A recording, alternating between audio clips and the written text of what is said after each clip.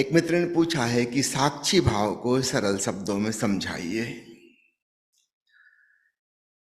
यह शब्द कोर्ट कचहरी में प्रयोग किया जाता है गवाह के लिए, विटनेस के लिए। जिस प्रकार हम दूसरे के गवाह बन सकते हैं, किसी घटना को घटते हुए हमने देखा, हम उसके साक्षी, ठीक इसी प्रकार हम अपने शरीर की क्रियाओं के, मन के विचारों के, हृदय की भावनाओं के भी दृष्टा बन सकते हैं। खुद से एक दूरी निर्मित हो जाती है साक्षी भाव में। हम चीजों को ऐसे देख रहे हैं जैसे किसी और को हो रही हैं, तो हम साक्षी भाव में पहुंच गए। तो ठीक वही अर्थ है जो कानूनी भाषा में उपयोग किया जाता है साक्षी का, विटनेस। वहां पर हमेशा हम दूसरे के प्रति उसको अप्लाई करते हैं, अध्यात्म में हम स्वयं के प्रति अप्लाई करते हैं। बस इतना सा फर्क हुआ। हम अपने ही शरीर की क्रियाओं को ऐसे देख रहे हैं जैसे कोई और क्रिया कर रहा है और मैं देखने वाला हूं। और सच्चाई यही है, शरीर कोई अन्य है, हम कोई अन्य है। फिर अपने मन के विचारों को भी उसी भाव से देखें। जैसे सड़क के किनारे आप खड़े हैं और राह से गुजरते हुए राहगीरों को, साइकिल सवारों को, कार को, बस को आप देख रहे हैं, ठीक ऐसे ही मन की सड़क पर विचार, स्मृतियां, कल्पनाएं, योजनाएं चल रही हैं।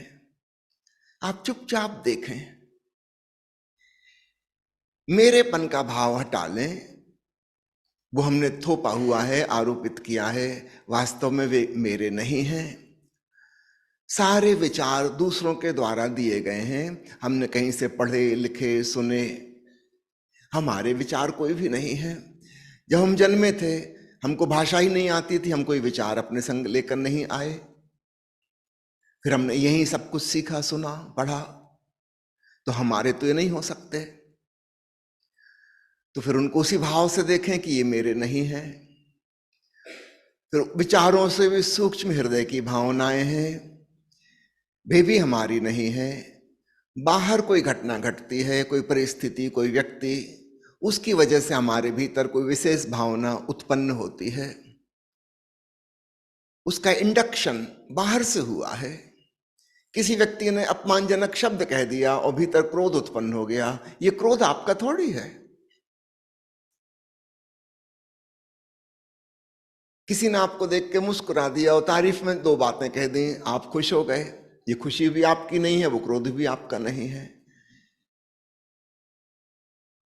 ये तो ऐसा हुआ किसी रोबोट में, मशीन में बटन लगी है, किसी ने एक बटन दबा दी, एक प्रकार से रोबोट काम करने लगा, दूसरी बटन दबा दी, दूसरे ढंग से काम करने लगा, और रोबोट समझने लगे कि मेरी हैं प्रतिक्रियाएं, उसकी कहाँ है?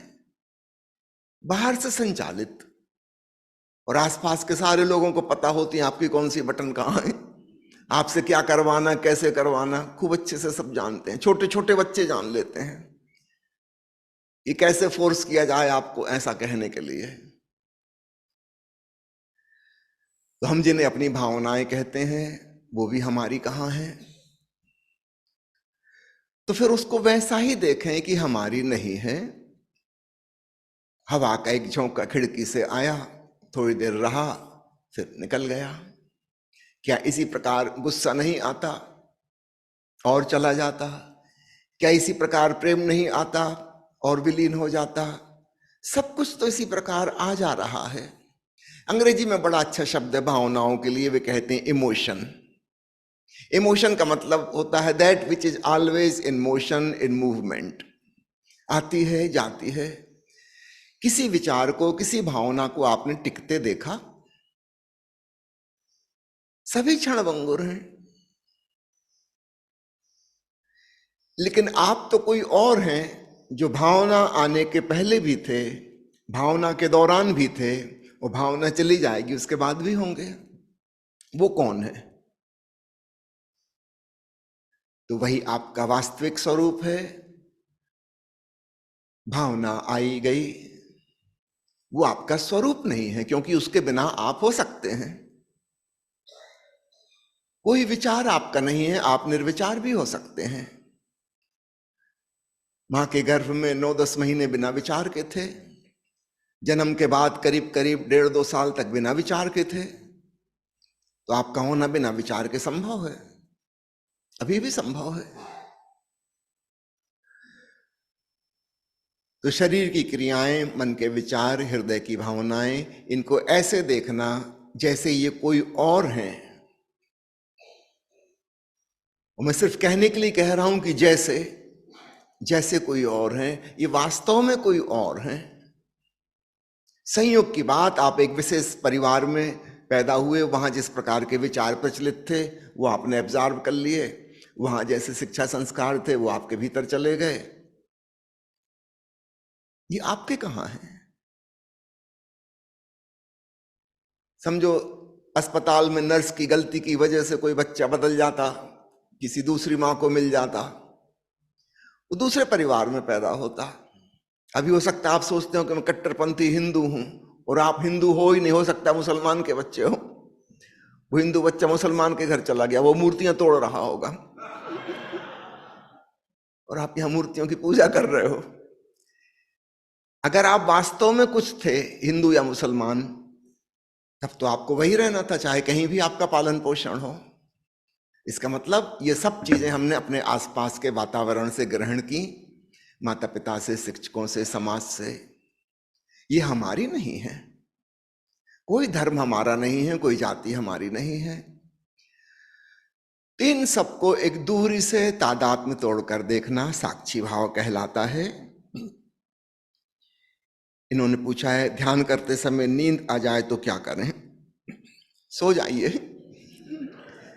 क्योंकि आप नींद से लड़ेंगे तो कुछ हल नहीं होने वाला, फिर उसका झोंका आएगा। साधक को एक बात स्मरण रखना चाहिए, जैसा जीवन वह जी रहा था, अब साधना के दौरान वैसा संभव नहीं है। उसका भोजन सम्यक हो, उसकी नींद सम्यक हो, उसका शारीरिक श्रम सम्यक हो, ना कोई चीज कम हो ना कोई ज्यादा हो। शरीर की जितनी जरूरत है उतना भोजन, शरीर की जितनी जरूरत है उतनी नींद। आधुनिक दुनिया में लोगों की नींद बहुत कम हो गई है, रात देर देर तक व्हाट्सएप चल रहे हैं, इंटरनेट चल रही है, नींद बहुत कम हो गई। निश्चित रूप से देर से उठेंगे, अधनींदे उठेंगे, आवश्यक काम में इसलिए उठना पड़ा, नींद पूरी हुई नहीं है। तो वो जब भी रिलैक्स होंगे, शांत होंगे, ध्यान के लिए बैठेंगे, तुरंत नींद खेल लेगी। तो आपको अपनी नींद की व्यवस्था बदलनी होगी अगर आपको साधना करना है तो।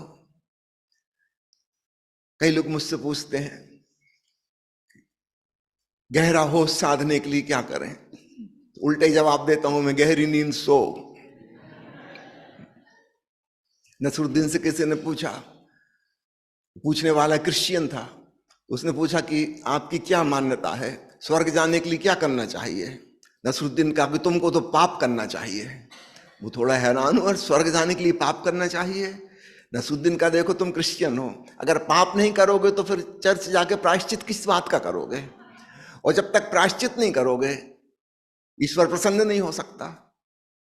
जब ईश्वर प्रसन्न नहीं होगा तो स्वर्ग कैसे मिलेगा? उल्टी दिखाई पड़ने वाली चीजें आपस में जुड़ी हुई हैं। कोई पूछे गहरी नींद में कैसे जाएं, तो उससे हम कहेंगे खूब मेहनत करो, श्रम करो।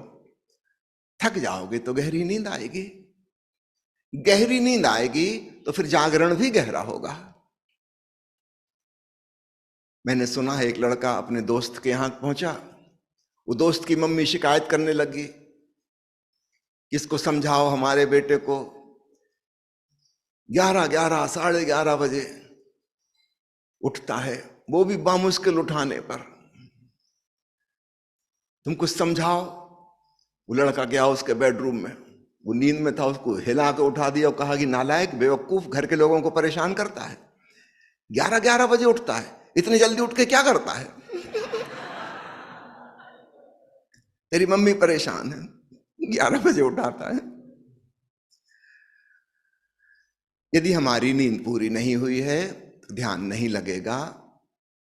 नींद में 2 चीजें होती हैं, रिलैक्सेशन प्लस बेहोशी, और ध्यान में होता है रिलैक्सेशन प्लस अवेयरनेस। तो एक फैक्टर कॉमन है दोनों में, रिलैक्सेशन। तो जैसे ही हम रिलैक्स हुए, शांत हुए, शिथिल हुए, अगर हमारी नींद अधूरी है तो नींद हमें घेर लेगी। तो एक उपाय यह है। दूसरा उपाय, अगर आपकी चाय कॉफी पीने की आदत है तो ध्यान के पहले उसका उपयोग कर लें, कोई ठोस आहार ना लें, या आहार लेने के 1-1.5 घंटे बाद फिर ध्यान करें। तीसरी बात, थोड़ा सा प्राणायाम और थोड़ा सा व्यायाम ध्यान में बड़ा उपयोगी होगा। ऊर्जा जागरण हो जाएगा, शरीर चैतन्य हो जाएगा, मन से नींद खो जाएगी। तो इस प्रकार की छोटी छोटी बातों का ध्यान रखें, फिर नींद नहीं आएगी।